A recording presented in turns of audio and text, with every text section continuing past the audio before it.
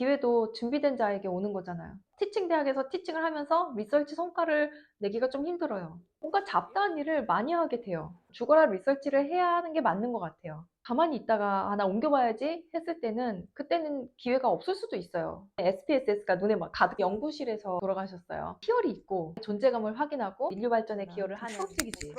된다는 의미입니다. 티칭 대학 교수로서의 생활이 어떻게 다르게 느껴지는지 등이 궁금해요. 리서치 1에 대해선 다들 얘기 많이 하는데 티칭 스쿨에 대해서 많이 못 들어봐서요. 자세히 알고 싶습니다.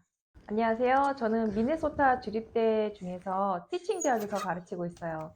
이번 영상에서는 리서치 대학과 티칭 대학에서의 교수 생활에 대해서 나눌게요. 스탑해줘. 디펜스를 앞두고 잡설치를 시작하면 내가 리서치 대학으로 갈지 티칭 대학으로 갈지 교수 생활이 어떨지 고민도 되고 또 궁금하죠. 보통 미국 대학이 리서치 대학이냐 티칭 대학이냐 뭐 이렇게 나뉘는데 사실 리서치 티칭 말고도 요 중간 사이에 세마이 대학이 있어요. 리서치 대학도 Very High Research R1이 있고 그 다음에 High Research Activity R2가 있죠. 그리고 티칭 대학도 마찬가지로 티칭만 하는 대학이 있고 티칭이 위주지만 그래도 리서치를 권장하는 학교도 있어요. 그러니까 박사과정까지는 아니지만 그래도 석사과정이 있는 티칭 대학들이 있거든요. 근데 가장 힘든 게 이 리서치와 티칭 사이에 있는 세마이 대학이에요. 근데 졸업을 하자마자 가서 적응을 하기에는 리서치도 조금 하고 티칭도 하고 그런 세마이 대학도 나쁘진 않은 것 같아요. 그럼 제가 경험하고 봐왔던 교수들의 삶을 나눌게요. 조금 더 구체적인 각 대학의 장단점은 다른 영상에 제가 따로 한번 담아볼게요. 오늘은 질문하셨던 거에 답을 하기 위해서 교수들의 삶에 포커스를 둘게요. 이 리서치 대학과 티칭 대학에서의 교수의 삶의 가장 큰 차이점은 뭐 물론 아시겠지만 리서치와 티칭 로드겠죠. 통상 리서치 1 대학은 가르치는 과목이 한 과목, 두 과목 혹은 아예 없을 수도 있고 그러니까 그랜트를 따와서 내 수업을 가르칠 뭐 GA나 강사를 심어 놓으면 되니까 제가 같이 일했던 한국인 교수님도 워낙 프로젝트가 많고 그 규모도 크고 NSF 펀드뿐 아니라 끌어오는 그랜트가 워낙 많다 보니까 수년간 수업을 아예 안 하셨어요. 대신 논문이 티어 1 저널의 제1저자 혹은 싱글 오서로 미니멈 이런 성과를 내기 위해서는 진짜 연구를 진짜 즐겨야 돼요. 미국에서 풀타임 잡이를 하면 근무 시간이 통상 월요일부터 금요일까지 9 to 5, 하루 8시간, 주 5일, 총 주 40시간 정도 일을 하잖아요. 리서치 대학은 교수가 이 교수라는 커리어를 위해서 할애하는 시간은 조금 과장해서 24/7인 것 같아요. 내가 아이 밥을 먹이거나 샤워를 하거나 가족 여행을 가도 늘 마음은 컴퓨터에 가 있죠. 전 아직도 기억하는데요. 한라산 등반하고 가족들 다 잘 때 호텔에서 논문 만지작거리고 있었어요. 한라산 정상 찍어보셨어요? 진짜 빡세거든요. 근데 이런 걸 저만 그런 게 아니에요. 제 친구도 이런 얘기를 하면서 울고 웃고 저희 둘 다 아이를 키우는 엄마다 보니까 이런 것 때문에 진짜 마음이 많이 힘들었죠. 자면서 막 데이터 돌리고 있고 애들이랑 같이 앉아서 막 디즈니 영화 보고 있는 척 하지만 제 눈에는 그 디즈니 화면보다는 SPSS가 눈에 막 가득 차 있죠. 생각 딴 데 가 있고. 좀 슬픈 얘기인데 연구실에서 죽는 교수들도 있고 실제로 제가 일하던 학교에서요. 교수님이 연구실에서 돌아가셨어요. 근데 주말 내내 아무도 발견하지 못했고 월요일에 교수님이 수업에 안 들어오시니까 어떤 학생이 연구실로 찾아갔다가 발견되었어요. 그분은 당시 이혼하시고 자녀들은 다 출가했고 가족 없이 혼자 사시다가 그분은 늘 연구실에서 그냥 사셨거든요. 주중 주말 밤낮 없이. 근데 슬프게도 외롭게 그렇게 과로로 돌아가셨어요. 근데 그렇다고 모든 리서치 대학 교수들이 그렇게 사는 건 아니에요. 연구를 정말 즐긴다면은 연구 성과에서 그 느끼는 희열이 있고 나의 존재감을 확인하고 내가 가진 재능으로 인류 발전에 기여를 하는 뭐 그런 뿌듯함이 있잖아요. 내가 좋아하는 연구를 계속 하면서 돈을 받는데 그거 얼마나 좋은 일이에요? 시간 관리 잘하고 가족의 서포트가 좀 있다면, 그러니까 정신적인 서포트요. 주말도 있고 방학도 있으니까 교수라는 삶은 정신적으로 굉장히 디맨딩한 건 사실이에요. 그렇지만 다른 직장에 비해서 플렉스빌리티가 있기 때문에 유빈아!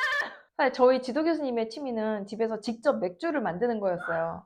교수님 댁 지하실에 맥주 공장처럼 모든 장비, 재료, 막 도구. 교수님 댁 지하는 제가 기억하기로는 거의 교수님의 놀이터였어요. 교수님이 좋아하는 운동기구는 뭐 운동하는 데가 따로 있었고, 사우나실, 그리고 맥주 제조실, 그런 게 있었거든요. 근데 테뉴어 받고 좀 여유가 생기면 얼마든지 윤택한 삶을 살 수 있죠. 어쨌든 티칭 대학은 이런 면에서 분위기가 확실히 달라요. 티칭 대학은 한 학기에 기본 4과목을 맡게 되거든요. 처음 가르칠 때는, 그러니까 처음 첫 번째, 두 번째 학기 정도는 일단 수업 준비가 너무 벅차요. 수업 직전까지 수업 준비하고 또 바로 그 다음 수업 들어가고 집에 와서 저녁에 채점하고, 근데 내가 맡은 과목을 해마다 바꾸진 않으니까 반복해서 같은 수업을 가르치고 또 가르치게 되면 조금씩 숨통이 트이고 또 삶의 여유가 좀 생기죠. 통상 티칭 대학은 규모가 좀 작다 보니까 교수가 참여해야 되는 커미티, 서비스 영역이 또 커요. 뭔가 잡다한 일을 많이 하게 돼요. 그래서 한번 티칭 대학에 발을 디디잖아요. 그러면 리서치를 할 겨를이 없어요. 그래서 좀 위험한 게, 리서치에서 손을 한번 놓게 되면, 그래서 연구 실적이 없으면 내가 다른 대학으로 옮기고 싶을 때 지원조차도 못하게 되는 상황이 오죠. 내가 진짜 내가 진짜 리서치를 놓으면 절대 안 된다, 이런 막 필사적인 의지를 가지고 리서치를 하지 않으면 티칭 대학에서 티칭을 하면서 리서치 성과를 내기가 좀 힘들어요. 다행인 것은 내가 원하고 의지만 있으면 리서치를 할 수 있는 펀드는 지원이 돼요. 예를 들면 학회를 갈 수 있는 지원금이나 프로젝트를 할 수 있는 인터널 그랜트, 그런 게 되게 많거든요. 사실 그래서 막 빅데이터를 다룬다거나 헤비한 리서치를 하지 않아도, 학교마다 또 다르겠지만 저희 학교 같은 경우는 학회를 안 가면 저한테 할당된 그 프로페셔널 디벨롭먼트 펀드가 없어지는 게 아니고 계속 누적이 돼요.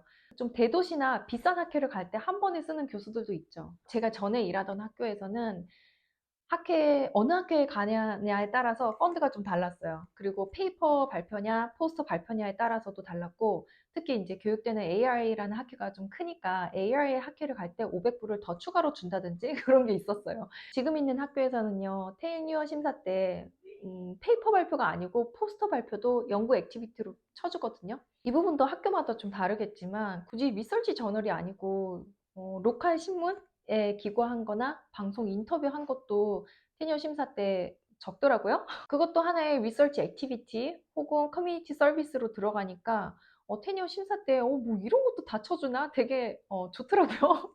리서치에 대한 부담이 적어서 좋아요. 삶이 좀 더 윤택해진다 그럴까요? 근데 또 한편으로는 PhD를 받은 학자잖아요. 근데 학자로서 아이덴티티에 대한 회의감이 좀 올 때가 있어요. 특히 학회 갔다 돌아오는 그 비행기 안에서, 나 너무 나태했나? 리서치 더 해야 되는 거 아닌가?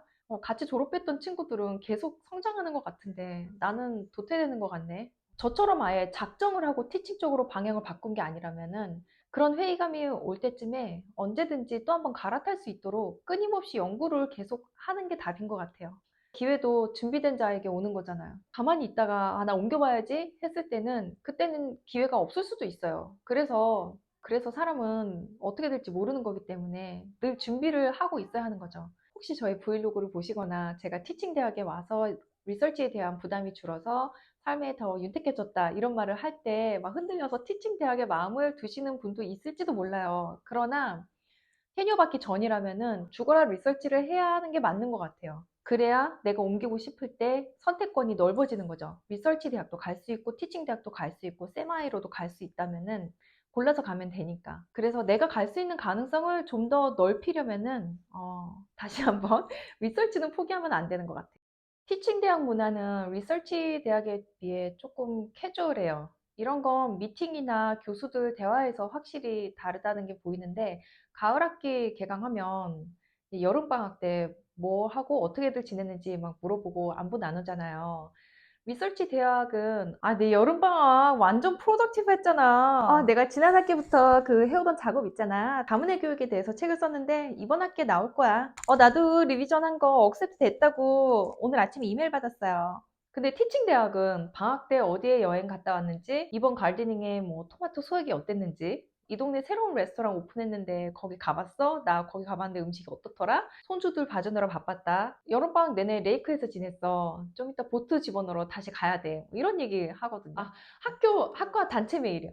제 브이로그에도 여러 번 담았는데, 리서치 대학은 주로 이제 누가 이번에 얼마 그랜트를 땄고 어떤 어워드를 받았고 이런 축하 메시지를 주로 돌리거든요. 물론 티칭 대학도 그런 축하 일들은 당연히 들리죠. 근데 그런 거보다는 더 잦은 단체 메일을 받는 게 누가 복사실에 도너츠 30개 갖다 놨다. 와서 빨리 먹어라.